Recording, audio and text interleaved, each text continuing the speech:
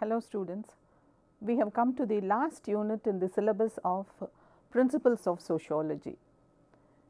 The topic for today is social change in India. In the earlier classes, I have been teaching you the concept of social change. I explained the concept, I defined the concept, and also we discussed several factors that lead to social change and also types of social change. In the last part, I have also explained some of the theories of social change. But today's topic is little bit unique in the sense social change in India is an important topic under social change, because the nature of social change that had taken place in India is quite specific and unique. Social change, as we know it, is a process that could be observed in all the societies at all times. As explained in the earlier discussions, the forms might vary from place to place or time to time. All forms of social change like industrialization, westernization and globalization are witnessed by the entire world at different times. They have undergone these processes in various historical and social circumstances. For instance, industrialization had taken place in the Europe and in England very much earlier than it took place in India.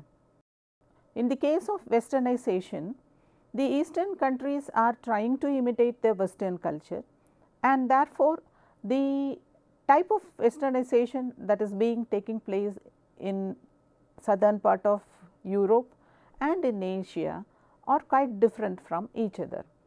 And as you know it, globalization is part of the trading aspect of the globe, and it influences the economy of all the nations. Therefore, each nation has undergone these processes in various historical and social circumstances. But the kind of change that has taken place in India is quite different.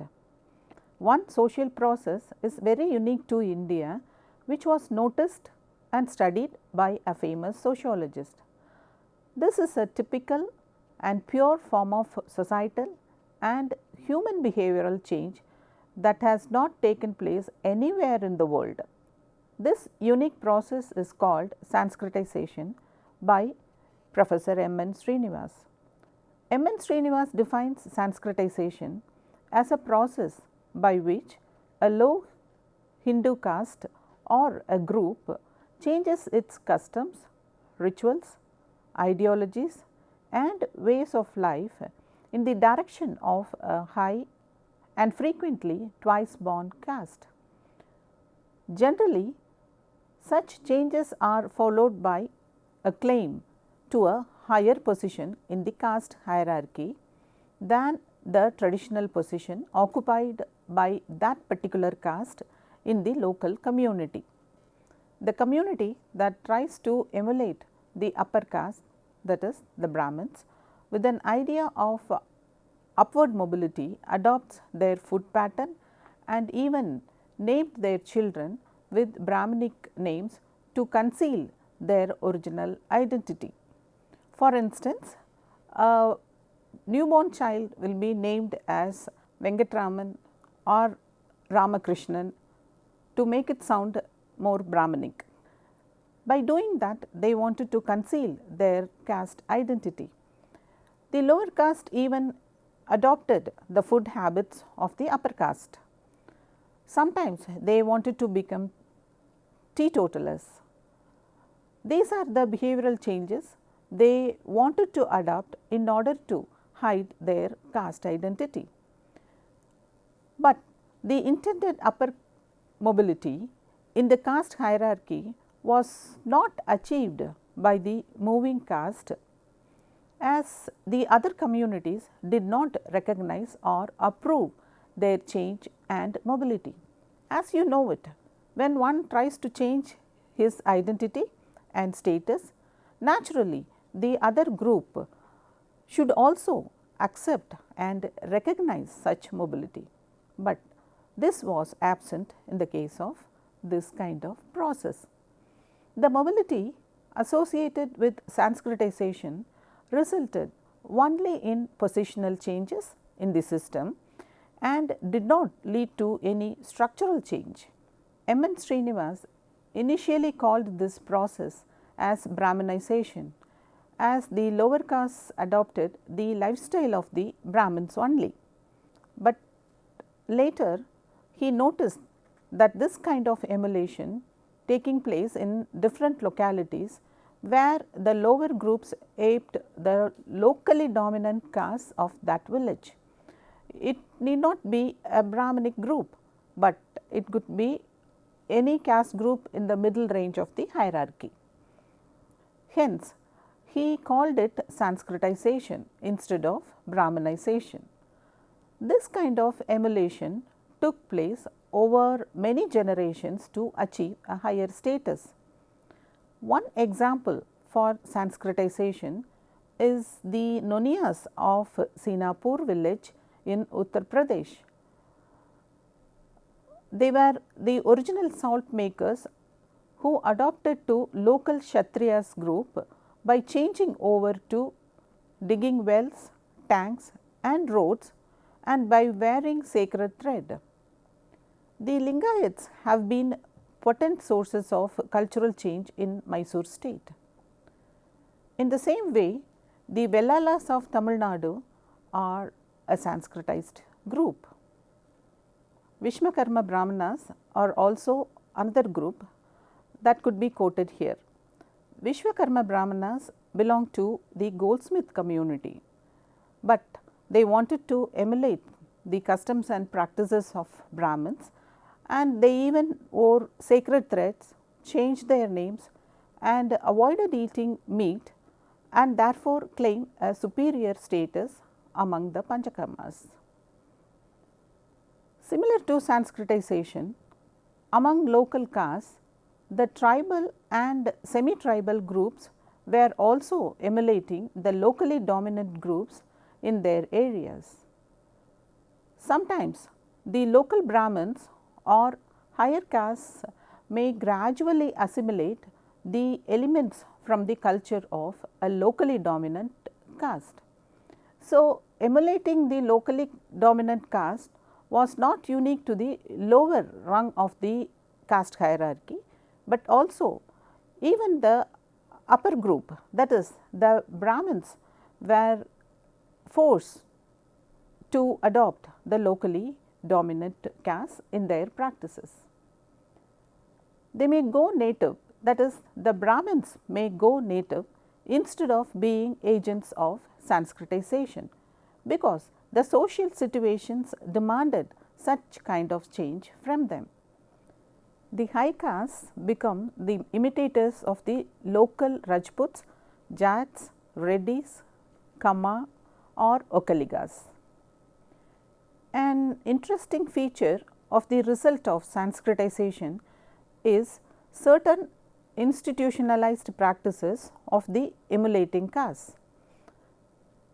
These castes, although emulate an upper caste, would not accept food or water from those castes that are placed next to them in the caste hierarchy. For example, the Harijan caste of Mysore will not accept cooked food and drinking water from the smiths who are one of the touchable castes and superior to the Harijans. The Vakaligas would not accept cooked food from Marka Brahmins. Sanskritization should be a collective mobility and not an individual mobility to be accepted as a movement in the caste hierarchy. This mobility was not a vertical mobility, but only a horizontal mobility. It gave a psychological satisfaction to the emulating caste rather than a real positional change. But Sanskritization has been a major process of cultural change in Indian history, and it occurred in every part of Indian subcontinent. A significant aspect of Indian society is the deep rooted cultural tradition cherished and adopted by its people. The nature of change in India is influenced by its rich cultural heritage. There are two factors to be considered important in understanding the pattern of change in India. The first one is the sources of change, and the second dimension is the nature of social phenomena or the institution that is undergoing social change. The sources of change came from exogenous factors like the Christian missionaries who came to India with an idea of spreading Christianity among the native people. As a byproduct or as secondary initiation, they introduced new form of educational system in India. The mass conversions to Christianity resulted in a hazardous and complicated changes in the traditional social structure, namely the caste hierarchy. When new educational institutions were built and education was given to the depressed people who were so long denied education under traditional Gurukulam system, totally new social and new outlook emerged. The ideology of equality and right to live emerged among the common man as a result of their contact with the missionaries. The entry of the British East India Company and the British rule in India was an important historic event in the history of India. Although Mughal invaders and the establishment of their kingdom created lot of changes in the religious, cultural and political lives of the people, the Britishers were responsible for a continuous and overt changes in the life of India's population. So far, I have been explaining to you the kind of change that has been taking place in India in 18th, 19th and 20th century. Now, I will explain to you some of the views of sociologists on social change in India. Milton Singer describes changes in Indian culture as follows. India had an indigenous civilization which had been fashioned out of pre-existing folk and regional cultures. Its great tradition was continuous with the little tradition to be found in its diverse region.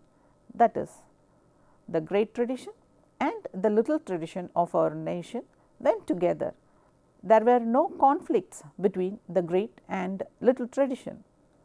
Secondly, this cultural continuity was a product and a cause of a common cultural consciousness charged by most Indians who possessed mental similarities, ethos and outlooks. Milton Singer also says that this common cultural consciousness in India has been formed by common sacred books and objects. In a primary civilization like Indian culture, cultural continuity with the past is so great that even the acceptance of modernizing and progress ideologies does not result in linear form of social change, but may result in the traditionalizing of the apparently modern innovations. Professor M.N. Srinivas has also talked about it when he was dealing about social change in India. He explains that some kind of modern technological innovations like the postal system, which was introduced by the Britishers, was used by the natives to propagate their caste ideologies or their religious values. For instance, a person in the down south might write a letter to his counterpart in the Delhi to attend a caste meeting or to follow a ritual that is to be followed in the southern part. So, they feel that even a modern innovation has helped in the propagation of the traditional values. Yogendra Singh makes an elaborate study of Indian social system and its change. He puts forth that certain instrumental and institutional developments end in the creation of modern India. These are: 1. The growth of universalistic legal superstructure, 2. Expansion of education, 3. Urbanization and industrialization, 4. Increased network of communication, and 5. Growth of nationalism and politicization. Apart from the indigenous factors, the universal processes like globalization have encouraged international market industries and capital, and also to innovate upon the ethnic styles, forms and materials as a new cultural products. Since independence, major social and cultural changes have taken place in India. It has achieved significant changes in the status and mobility among the underprivileged groups. Obvious structural changes have taken place in the class hierarchy also. A great economic growth has occurred. The opportunities and aspirations of people show a marked progress in the social conditions. Indian culture is always unique. It has never denied Western ideologies or modernization as a process. It has accepted all the values from the West. It has accepted the innovations from the European countries, but it had never given up its own culture. It will accept new values and new innovations, but it would try to modify all the new aspects of life to suit the Indian culture, so that it persists all the time. Okay, students, we have been talking about social change in India, which is a unique process and which is unique to India alone. No such changes have taken place anywhere in the world. The processes like Brahmanization and Sanskritization are the distinguishing features of Indian culture. We have studied that also, and the next part I explain to you the views of some great sociologists like Milton Singer and what they feel about social change in India. Now, students, I have some questions to you. You have to answer those questions. 1. What is Brahmanization? 2. Explain the process of Sanskritization and its social consequences. The third question is, how does Milton Singer explain social change in India? With this, students, we have come to the end of the unit on social change, and I am sure you would have got a fairly good idea about social change in general and the nature of social change in India. Bye.